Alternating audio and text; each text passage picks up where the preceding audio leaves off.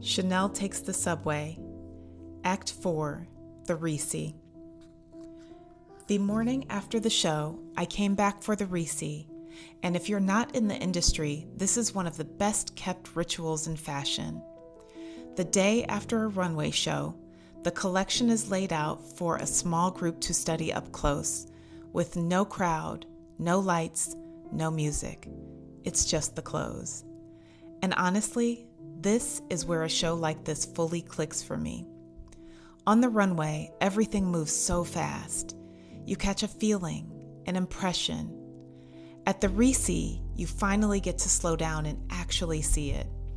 I could lean in on the embroidery, feel the weight of a tweed, turn a sleeve over and understand how many hands went into a single piece. This is also where I got to confirm those little tricks Blasey plays, including that denim that was actually silk. Seeing it in my own hands up close was the moment it really landed for me just how much skill goes into making something look so effortless. Walking the racks the day after, I kept noticing things I'd completely missed in the moment. A hidden detail here, a finish there. It's the difference between watching a film and being allowed onto the set afterwards to see how it was built. So tell me, have you ever heard of a Resee before this? So much of how the industry actually works happens out of view. So tell me what else you're curious about, and I might make a video answering those questions. Chanel Takes the Subway, Act 5B, the VIC preview. Now, the part that I look forward to more than almost anything else in this whole cycle, the boutique visit before the rest of the world gets in. 2 days before launch, I visited 2 of my local boutiques, and I want to put this in context for you because the scale of demand for this collection is unlike anything I've seen in recent memory. My home boutique alone has 61 appointments scheduled on launch day. 61. And they're capping each one at 30 minutes just to get through them all. That's what this collection has done. It's genuinely stopped people in their tracks, pun intended. But that's not my experience of launch, and honestly, that's what I want to show you, because for VIC clients, it works differently. My first stop was actually my second boutique, where I found the brown suede maxi flap bag. I already have a suede flap in it, like a Tiffany blue with gold hardware. It's a true statement bag.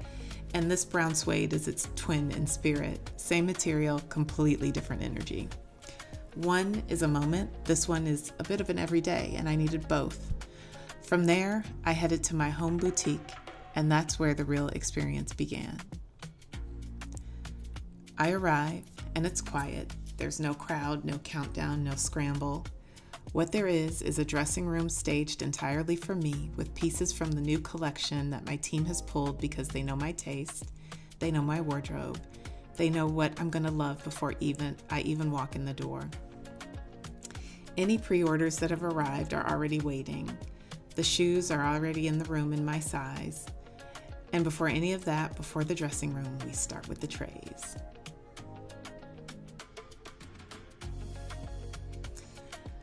That's the part that I don't think people fully picture when they imagine this. Picture a table covered in trays, beautiful things arranged and waiting, handbags, small leather goods, accessories, everything that came in for the new collection laid out like a treasure chest someone left open for you. We go through every single one. I pick things up, I turn them over, I look at the hardware, the linings, the details, I ask questions. My SA walks me through what she's seen move already, what she's saved for me, and what she thinks I'll regret passing on.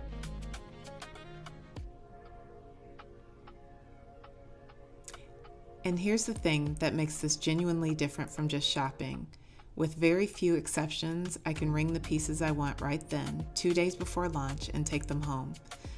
Not shoes. Shoes are a separate process, but almost everything else.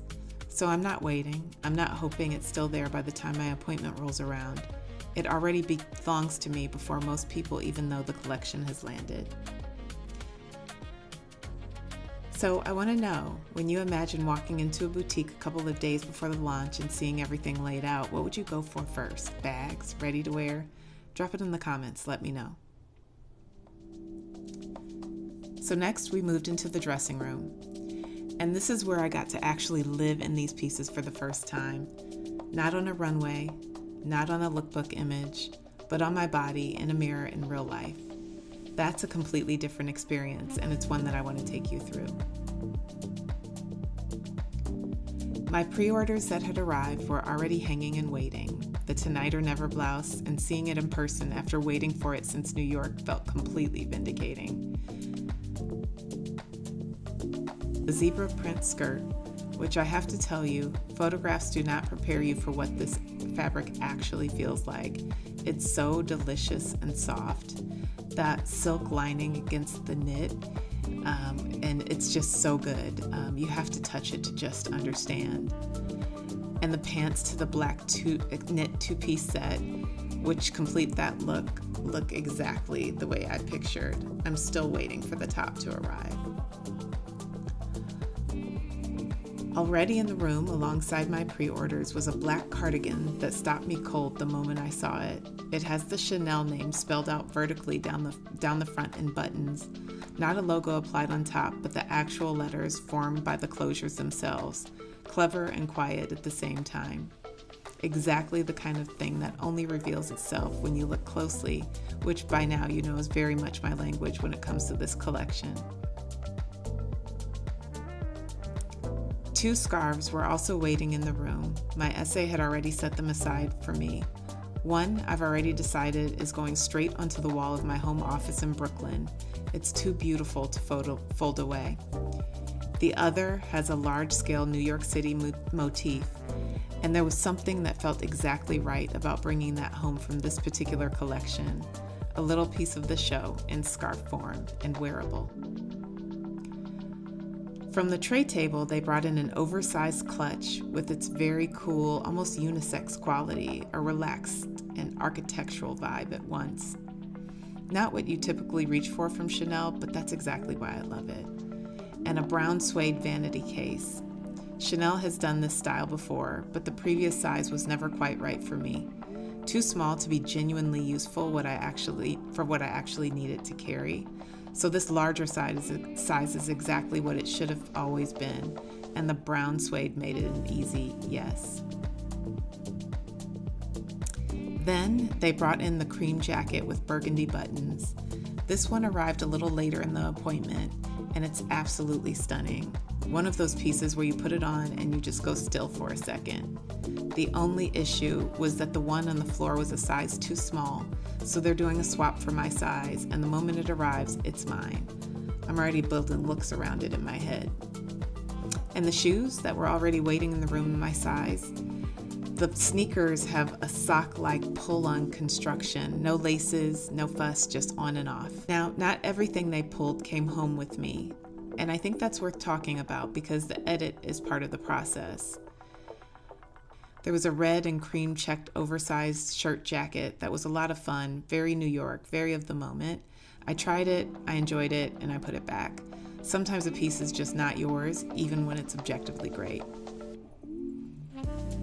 And then there was a black jacket with green buttons. This one I'm going to talk about carefully because it's so good on. The buttons are the whole story. That particular green against the black is just right. But here's the thing. I'm going to Paris this weekend, and there are pieces from Chanel that you can find at better pricing there than you'll pay at home. This jacket is one that I'm going to go looking for. So it's not a no, it's very much a yes. But it's just a yes that's going to have to wait for the right city. So I'm curious, tell me, is there a piece in the yes pile that you'd have put back or something in the no pile you'd have fought harder for? Let me know in the comments. A friend of mine was a veto on the unisex oversized clutch. He thinks I'll regret it in a couple of years. I disagree. Chanel takes the subway, Act 6, final reflection. So what does it actually mean to watch Chanel take over a subway station? To see a gown that took hundreds of hours to embroider walk past a tile platform wall? For me, that contrast was the whole point. One of the guests described the atmosphere that night as deeply emotional, almost like stepping into a film, and that's exactly how it felt. A real city and a movie set layered on top of each other. What I keep coming back to is how lived-in Blasé makes Chanel feel. These aren't clothes built to sit behind glass. They're made for someone who actually moves through the world, who rides the train, walks the block, and still looks like she stepped out of a story. And that's what I kept thinking about in the boutique too. Standing in that dressing room, trying on pieces that came off a subway platform runway months ago. The distance between the show and the moment it becomes yours is shorter than people realize, but sometimes feels like it took an eternity. And the whole experience, the show, the Resee, the preview, the try-ons, the things I said yes to, and the things I'm saving for Paris, that's the full arc of what it means to be a collector of this. Not just buying the clothes, living with them, choosing them, waiting for them, and wearing them until they fall apart. And I'll add passing them down. If you've got questions about the collection, the Resee, the reorder process, the pre-order process, the VIC preview, or what any of this actually looks like from the inside, leave them below. I'm planning a follow-up where I answer the ones that come up most, so the more you ask, the better that video gets. And when everything arrives, including that cream jacket once the swap comes in and whatever I find in Paris, I'll be documenting all of it. So, until next time, as always, keep finding style wherever you are.